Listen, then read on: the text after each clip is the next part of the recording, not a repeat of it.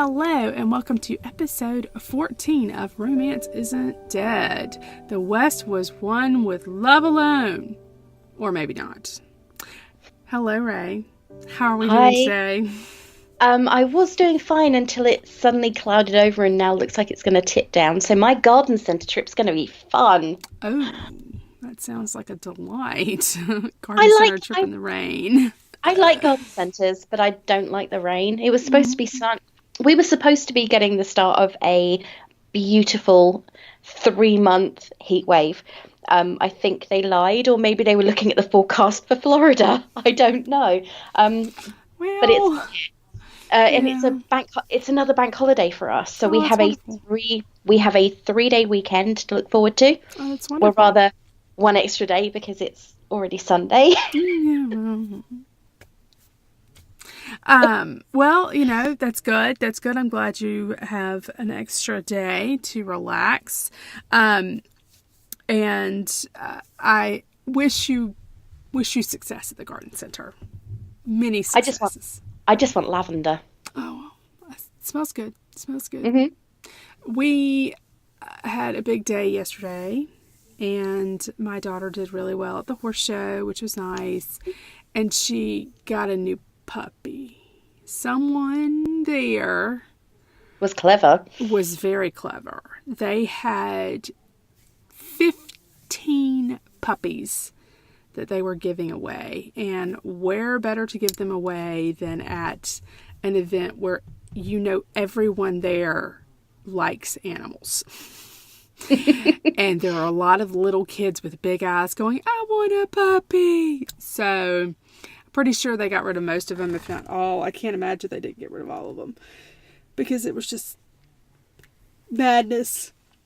All these little kids walking around with puppies. It was madness. So we're calling him Hunter. But at any rate, that's that.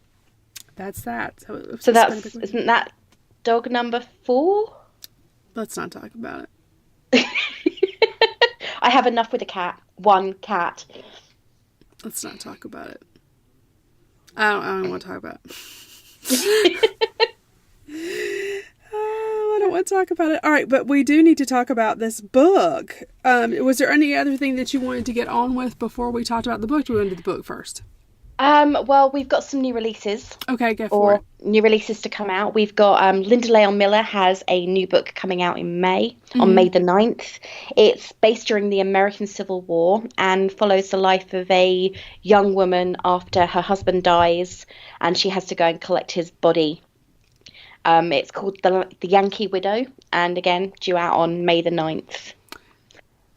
So she has to collect his body from and where? Return it somewhere, Galveston, I want to say. Galveston? Okay. Somewhere. She's in the north and she has to go to the south or something, I think. The summary isn't very clear, as they so rarely seem to be these days. I could interpret the summary probably better than you could, just because that's one of my areas of expertise as an American historian. Really? Mm-hmm, but yeah, okay. So Laura Leon Miller, if you enjoy her books, she's got a new one coming out. What else? We've got quite a few. A very, very different style book from Sherilyn Kenyon, whose Night Play we read a few weeks ago. She's actually got a biographical type book coming out.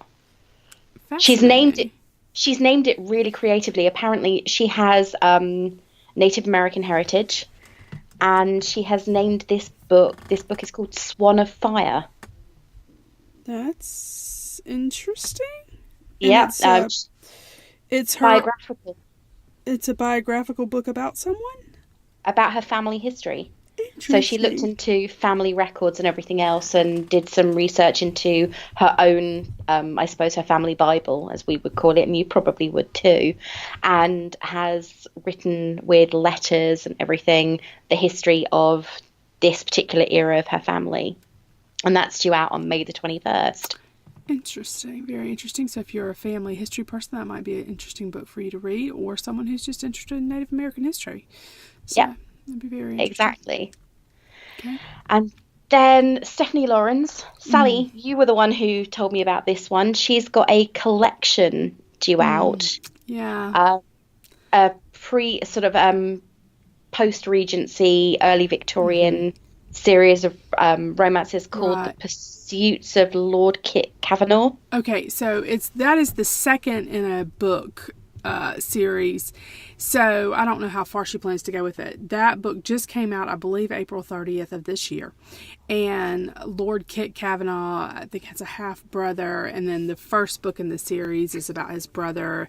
And then this is the second. And Stephanie Lawrence, once she builds her families, likes to keep with them. Like once she builds that little world, she builds a series around them.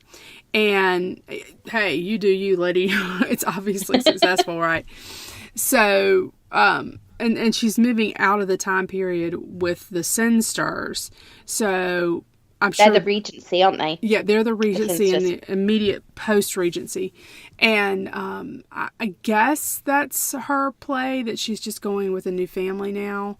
And if you like Stephanie Lawrence, it might be worth a shot. I have There's kind of moved away from Stephanie Lawrence a little bit. Aren't there But 3 books in this one as well, or three collection of 3 stories in this this is one? her most recent pattern seems to be trilogies. So she had like the Sinister Sisters, and there were 3 of them, kind of thing. And so I would imagine, I wouldn't surprise me if this was a trilogy. She tends to do more than 2, and she got with the Sinsters and took forever with them. But I think that this is probably 3. 3 sounds about right, or But however many there's brothers there are. but there are 3 actual books in this book. In this actual book, it's a collection of 3 stories. That wasn't my understanding, but that's interesting. My understanding was this is the second book in a series. So maybe you picked up on something I did not. So if you are Possibly. if you are one of our listeners and you are reading the Kit Kavanaugh or the Kavanaugh series, Let us tell us. know. Yeah, let us know, because we're not dead sure here. So Like we often aren't. And finally, we have a new book from Lindsay Sands. I don't know if anybody else has read them, but she started a series years ago now, the Argenau Vampires, and she's just released book 29. I have not got that many of them. I think I've got about 7 or 8. There are wow. now 29, and book 30 is due out in September. It's like, oh She's my sounding God. like the Stephanie Plum books with Yeah, Janet it's so Ivanovich with, like, 24 what I mean, just the different. Yeah, Holy cow. so many. And this one is called The Trouble with Vampires. And it's the story of a vampire and a history professor. And oh boy, that really does sound like the start to a dirty joke. And I can imagine it in my head right now, but I'm not very good at writing jokes. So someone come up with a dirty joke about a vampire and a history professor and we'll read That's it out. interesting. That's interesting. Fascinating.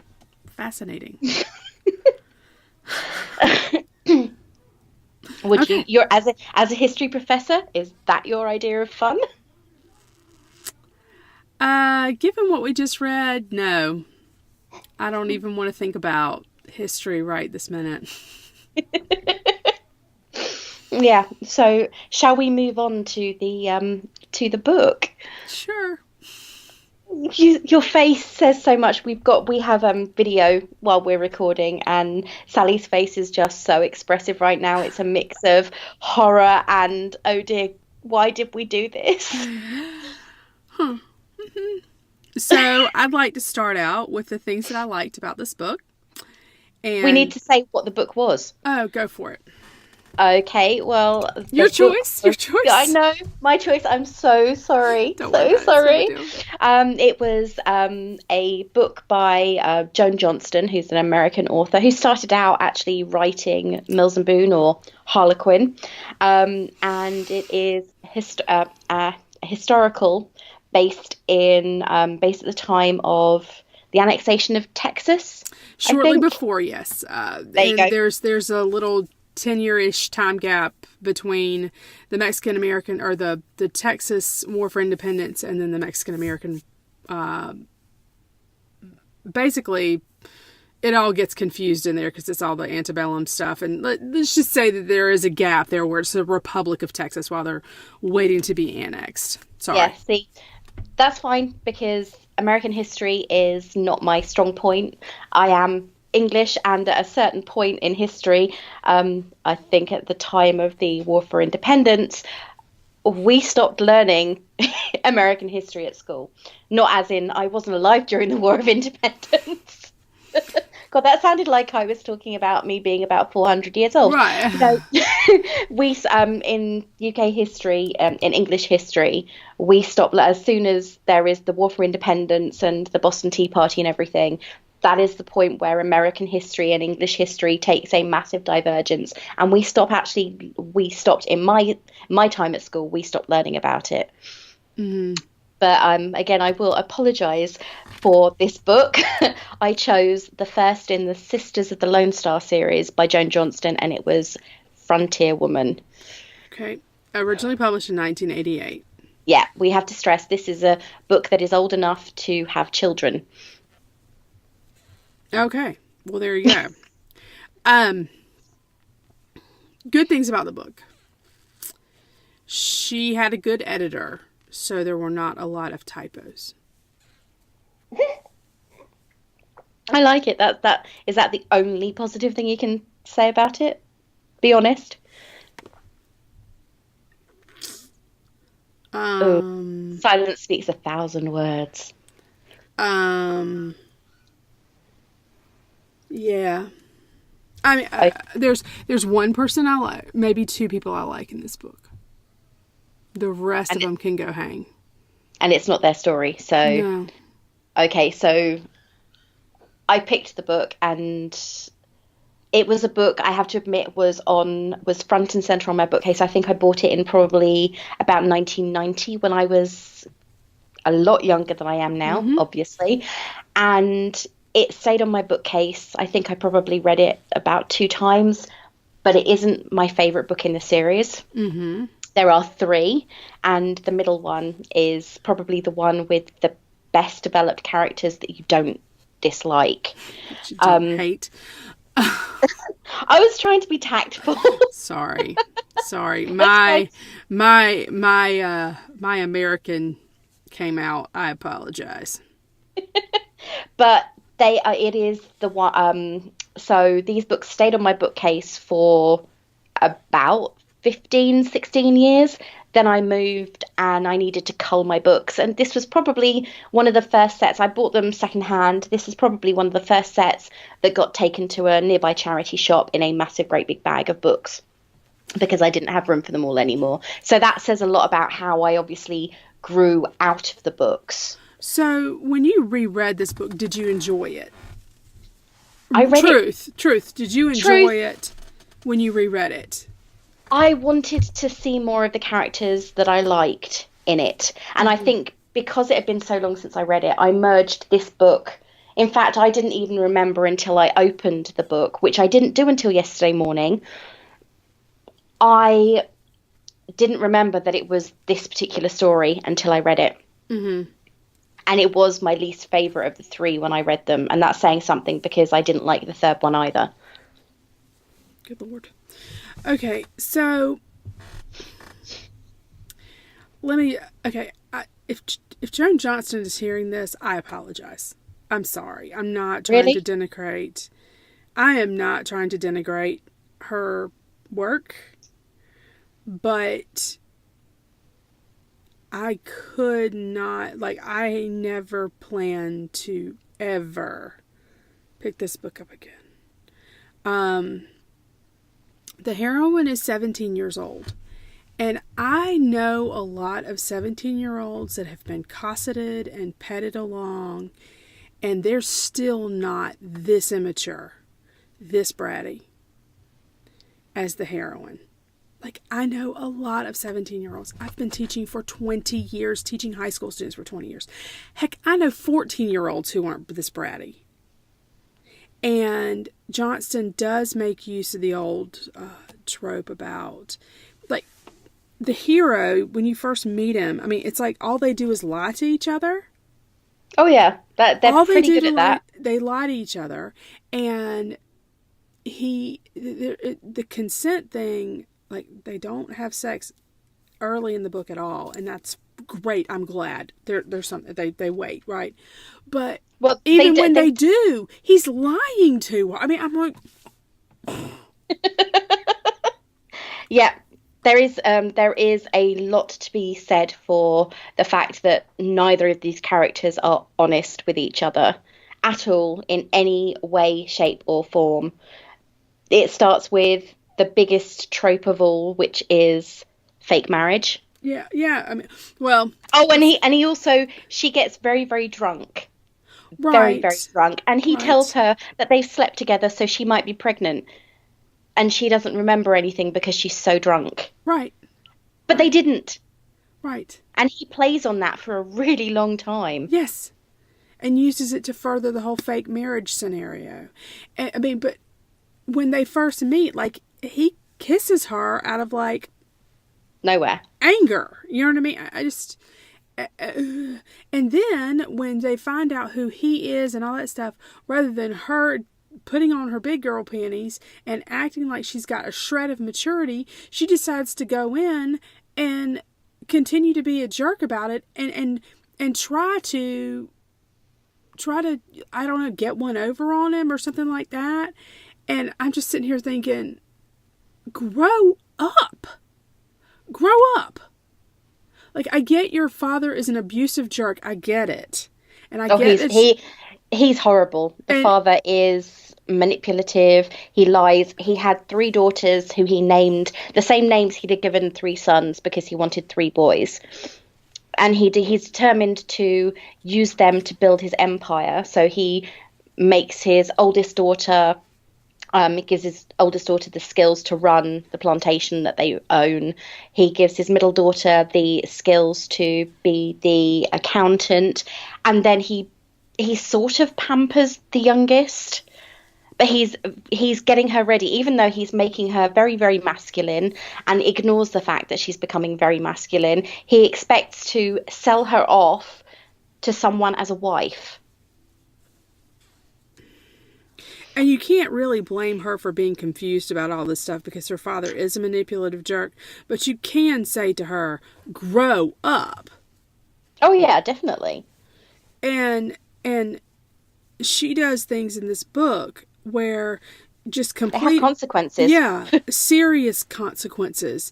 And I'm just sitting here and I'm reading this and I get more and more angry with her, and at the point where I don't care.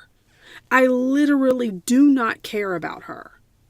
And that's a problem if you're reading a book and you actually really dislike the heroine to the point where you don't care what happens to her, to the point where you'd almost welcome it.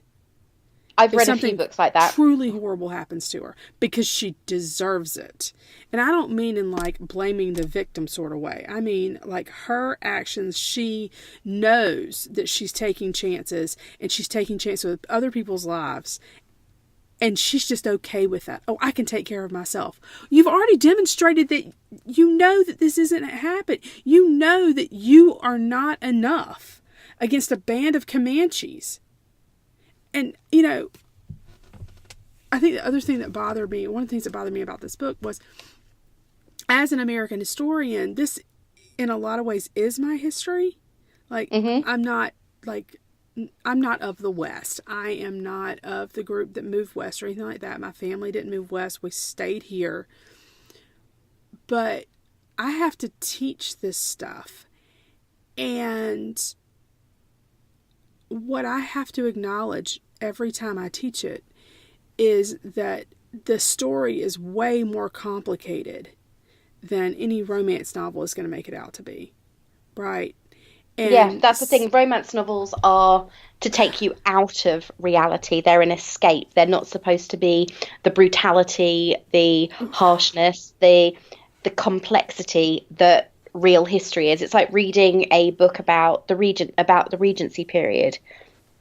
They make it all sound so lovely and light, but as someone mentioned on Twitter, you have to remove yourself from that element in order to enjoy certain things. And when the inaccuracies pull you back in because they are so blatant and they are misusing elements and they are writing things that are so badly done, you get pulled back in and your brain starts processing again. So you're not escape. It's not an escape anymore.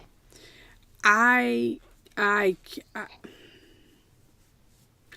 don't like it. There you go. And it makes me sad that I didn't like it. Like I wanted to like it. But what this did do also, it reminded me I don't really like Westerns very much. That's good. And that wasn't, I mean, like I've known I don't really read a lot of Westerns and they're not the ones that I pick up, but reading this one reminded me why I am not a big fan of Westerns. This one is probably the worst one I've read in a very, very, like I can't think of one I read that I disliked more. Oh my God. I actually managed to pick the worst book, but that's a good thing because we want to provide a balance. There is one Western series that I did enjoy at the time I was reading it, and that was in the 1990s, mid to late 90s. See?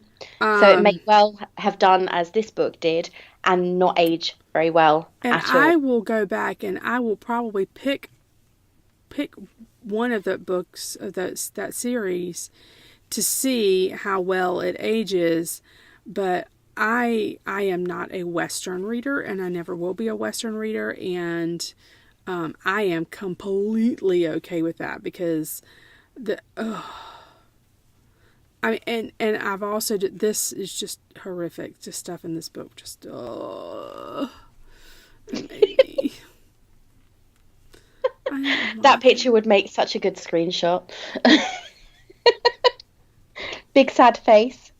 Very big sad face. I can understand where you're coming from. I mean, as I said, I first read this book when I was in my teens. Mm-hmm. I was younger than the heroine in the book. And the thing that struck me, and I think that one of the reasons why a modern audience might have an issue with it is the fact that in modern society, in the US anyway, she is below the age of consent. Mm-hmm.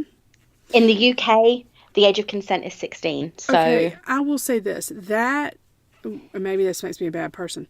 The age of consent thing doesn't bother me so much because in my reality, I understand that 17 would have been considered old enough to get married. And you more than old enough. Right. And I have a very good friend who is my age, and she got married when she was 17. So I don't necessarily, that didn't really bother. What bothered me was her incredible immaturity. Like she was incredibly immature. She should have been better. Period. She should have been better. It was the whole justification of her upbringing that I think caused the issues with her. You were constantly hearing the excuse that her father, whose name was Rip, was he permitted her to do anything she wanted, but at the same time, and even encouraged her to follow these masculine pursuits and discouraged anything that made her feminine. Right? He completely ignored any part of her. That's the thing that I think that is the main thing which confused me with the whole Cricket being the one he was going to marry off, because he'd sent Bailey, his middle child, to live in the city, gain some etiquette, some skills that would make her the perfect host and the perfect wife, and then he was marrying off the child who he'd let run ragtag around like a man for the last 16 years. And that confused me.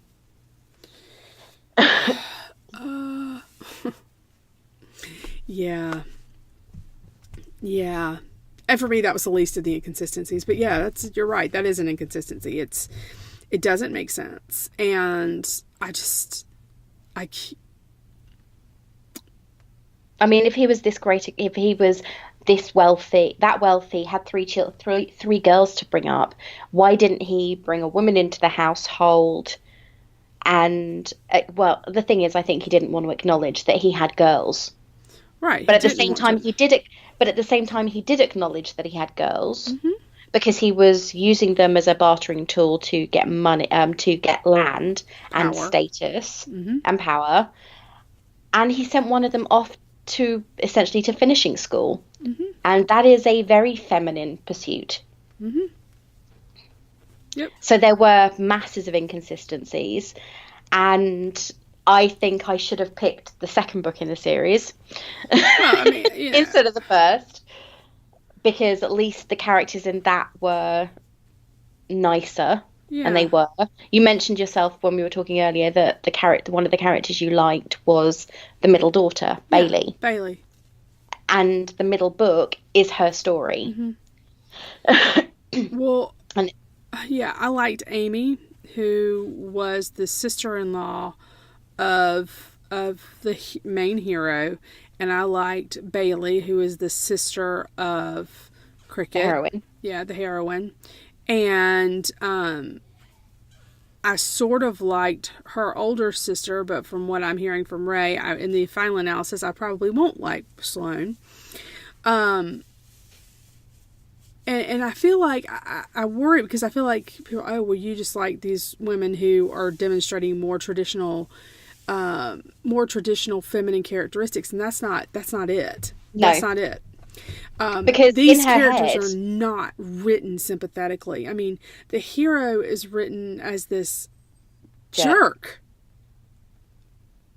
I mean, and he's had terrible things happen to him, absolutely, but he's still written as an absolute jerk, and I just and the main heroine, Cricket, is selfish, childish, self-involved, arrogant. Oh, so arrogant. Yeah, and immature. overestimates her own abilities. Even after it's been demonstrated to her that she can't do everything, she's like, no, I can still. It's like, at a certain point, you just discovered that you can't. You needed to be rescued. You nearly got someone killed. You did get someone brutalized. Oh yeah, absolutely brutalized. That scene was horrific, and it was hugely uncomfortable to read. And so if you get triggered by anything, do not read this book. That is a sincere and serious warning. If you get triggered by brutal acts against women, do not read this book. Do not even think of picking it up. I did not know it was coming, and I started reading that, and I was like, oh, and I almost threw it away. I was almost like, I can't read anymore because it was that bad. Otherwise, I wouldn't have picked this. I had forgotten it happened. I really had. It was kind of like I blanked out a lot of the events of the book. But to be fair, it had been a good 15 years since I'd read it. I had forgotten that happened. Otherwise, I'd never have picked it, because seriously, that one scene was unnecessary. It could have been glossed over and mentioned as an afterword, or anything else other than actually being written as it was. The thing that really gets me is this is a new imprint. It should have been mentioned somewhere. There should have been a warning somewhere, and there wasn't. So here is our warning. If you get triggered by anything brutal, do not read Frontier Woman. Seriously. Don't. The violence against one character in particular, who has done nothing to hurt anybody, which is the worst bit. Yeah, and oh my gosh, and then her husband after it, I'd have shot him myself. I'd have shot him myself. So, I just, yeah, nope. I cannot do it. And I think even if I had read this book when it came out, I don't think I would have enjoyed it very much. Even at age 16 when it came out, I'm not sure I would have enjoyed it so much. It came out when we were 14. Yeah, if I had read it as good God, I'm glad I didn't read it as a 14-year-old. But I am really I was a lot less scared of the world when I read this book the first time. I just can't. I'm glad I did not read it. Yeah. Nope. There you go. So there is our recommendation on this book. It's the first one we've both agreed. Do not read. Really sorry, Joan Johnston, but this book has not aged well. Really hasn't aged well. The characters are self-absorbed, self-obsessed, selfish. How many other words can I use that are massively negative about them? Immature. Probably thousands. Immature. Both blatant liars. Mm-hmm. So dishonest. Yeah. I'm trying to think. There are loads of very, very negative things, and I never thought I'd say this about a book. I've read a lot of books. Actually, that's a lie, because next week coming up is a very, very negative review.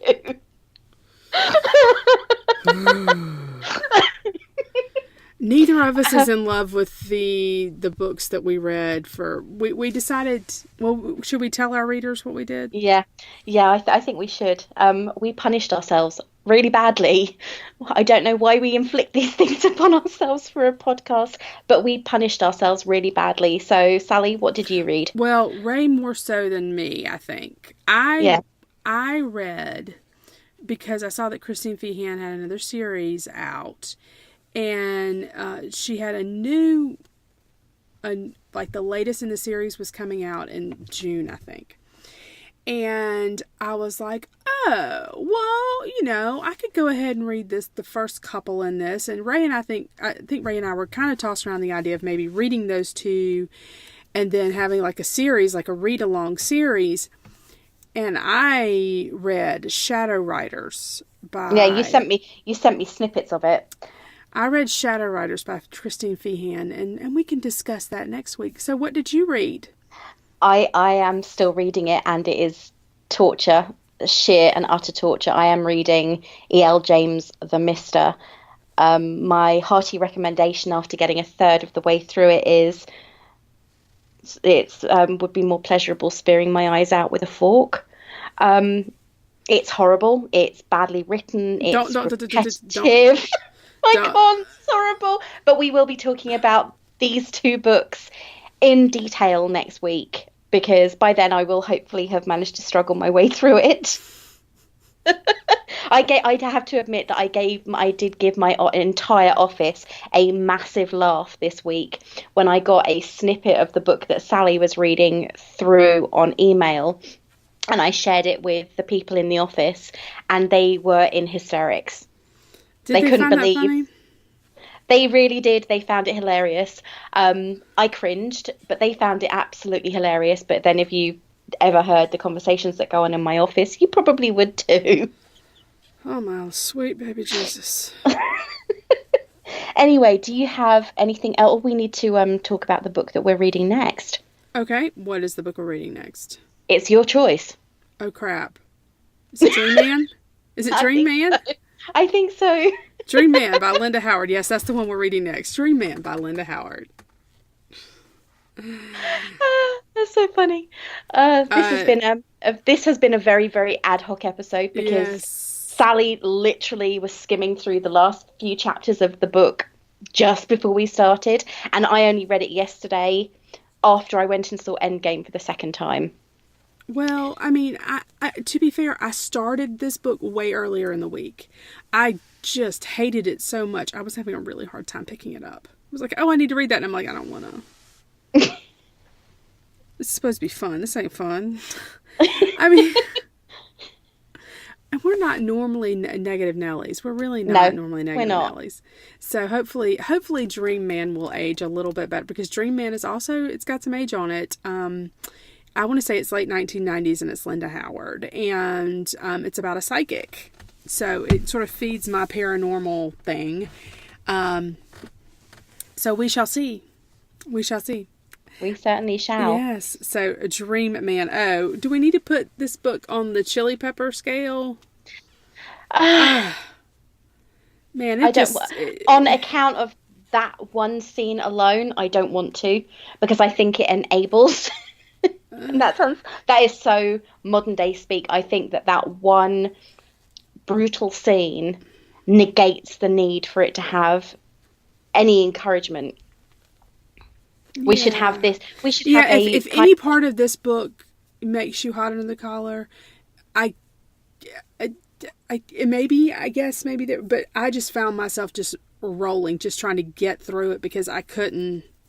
As I said, I read it yesterday and I read it in 2 hours. Yeah, it did not give me any sort of like, nope. No, I think we need to create a new scale.